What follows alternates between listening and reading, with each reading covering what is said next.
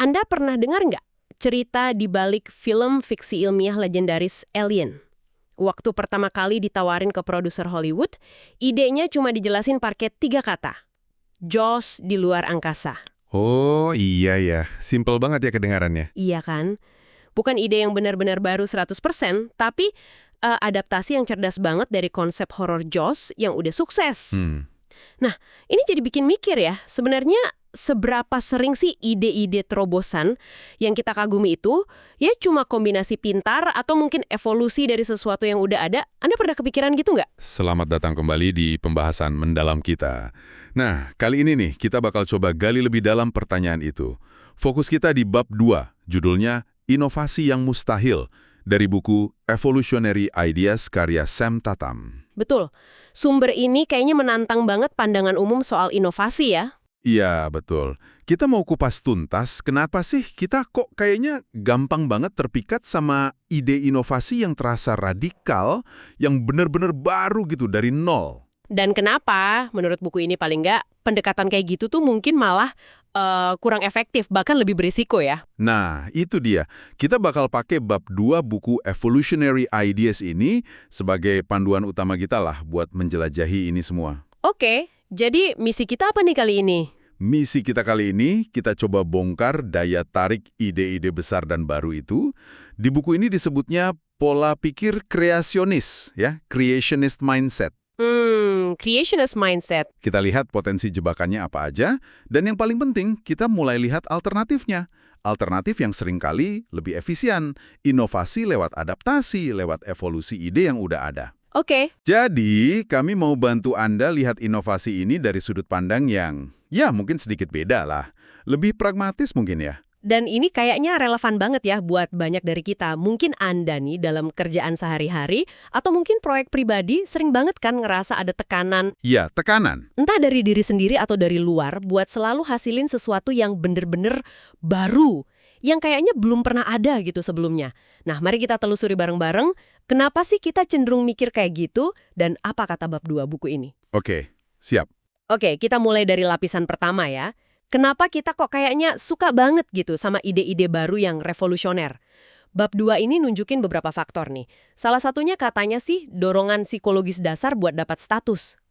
Status. Iya, pengen kelihatan menonjol gitu dengan gagasan yang wah beda nih. Itu satu hal ya, penting juga tuh. Selain itu, ada juga tekanan sosial dan di organisasi. Itu gede loh, terutama buat pemimpin. Oh, para leader gitu ya? Iya, kayak ada ekspektasi nggak tertulis gitu. Kalau pemimpin sejati itu ya harus bikin gebrakan besar, keputusan radikal. Jadi kalau nggak radikal kayaknya kurang greget gitu ya? Kurang dianggap pemimpin. Nah, betul. Ide yang aman atau cuma nambah dikit-dikit itu sering kurang dihargai.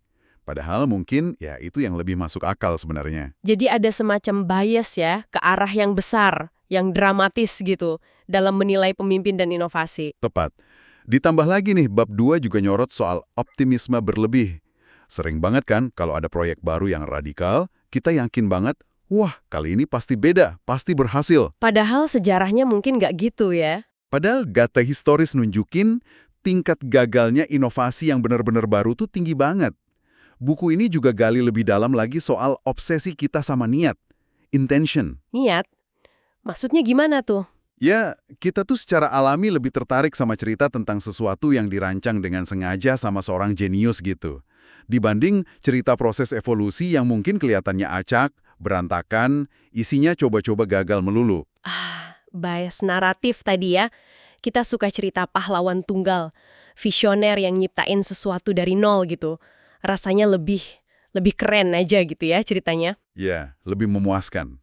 Tapi pandangan ini kan jadi mengabaikan sesuatu yang penting banget. Apa tuh yang diabaikan? Yaitu tadi, peran fundamental dari proses evolusi itu sendiri, termasuk pentingnya peran kegagalan sebagai bagian dari belajar. Ada analogi bagus banget di kata pengantar buku ini dari Rory Sutherland. Gimana analoginya? Coba bayangin, ada sekelompok besar orang mau naik gunung.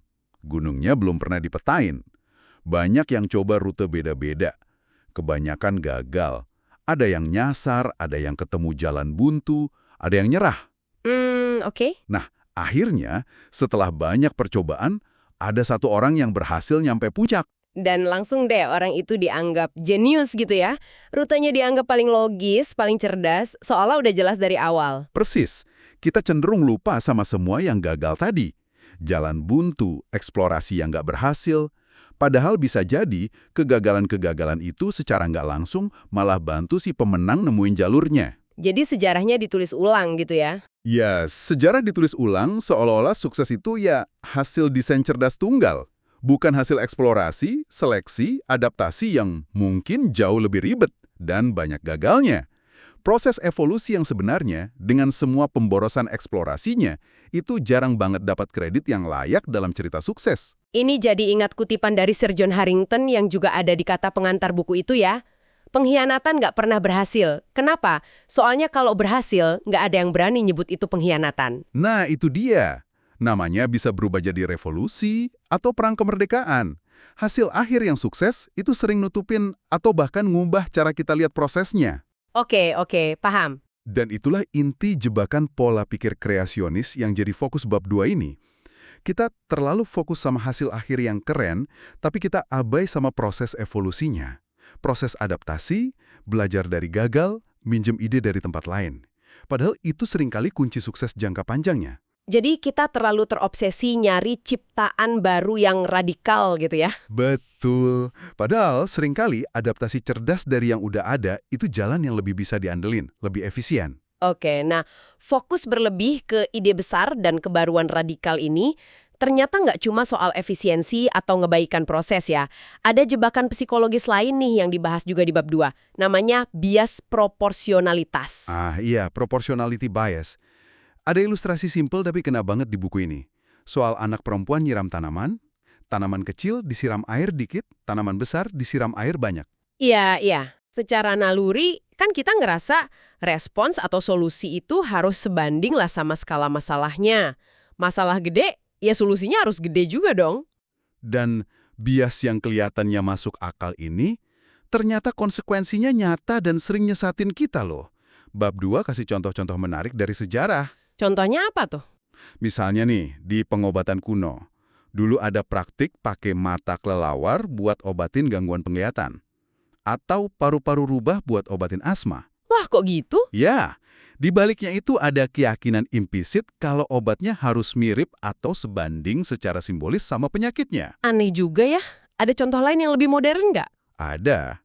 Buku ini nyorot juga soal fenomena teori konspirasi.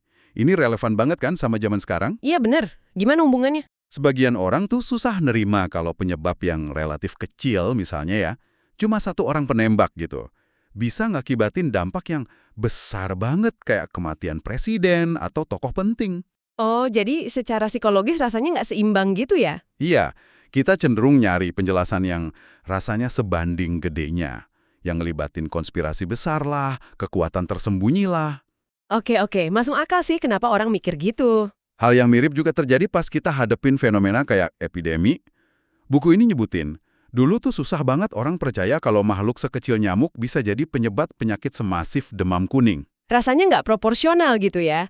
Nyamuk kecil kok bikin penyakit parah. Nah, bias ini bahaya banget. Karena bikin kita seringkali secara otomatis ngeremehin atau ngabaikan solusi-solusi kecil.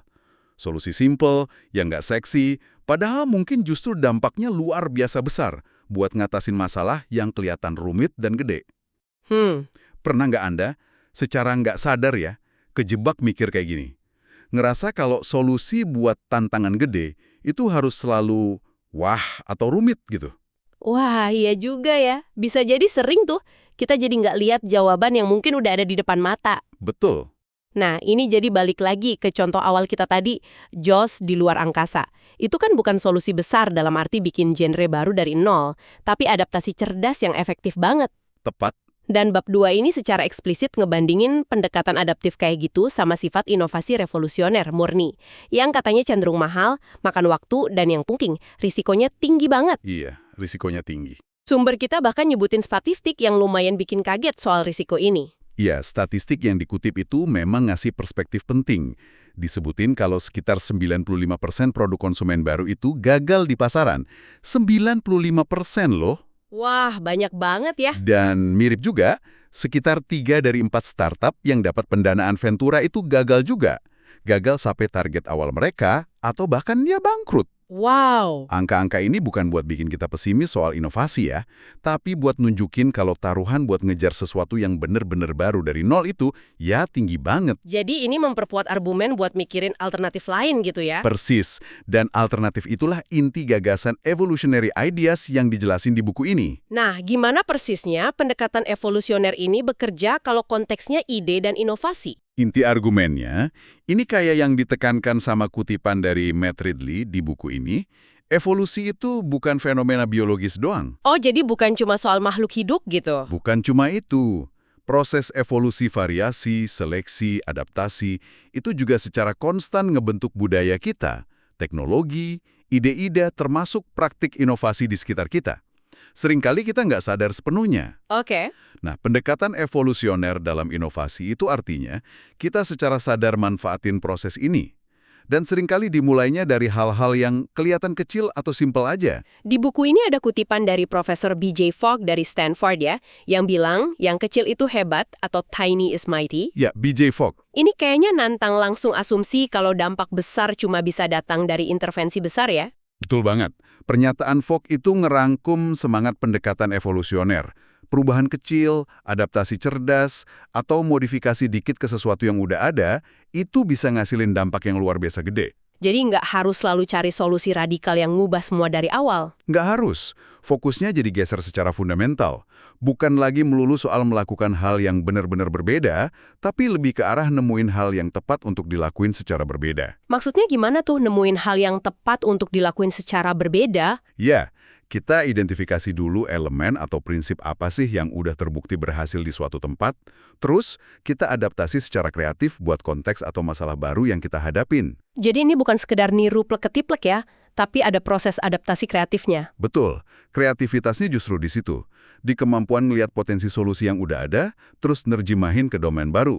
Oke. Tujuan utama pendekatan evolusioner yang diusulin buku ini, ya secara sistematis nyari dan ngadaptasi solusi-solusi yang udah kebukti bagus lah, entah oleh waktu atau seleksi alam.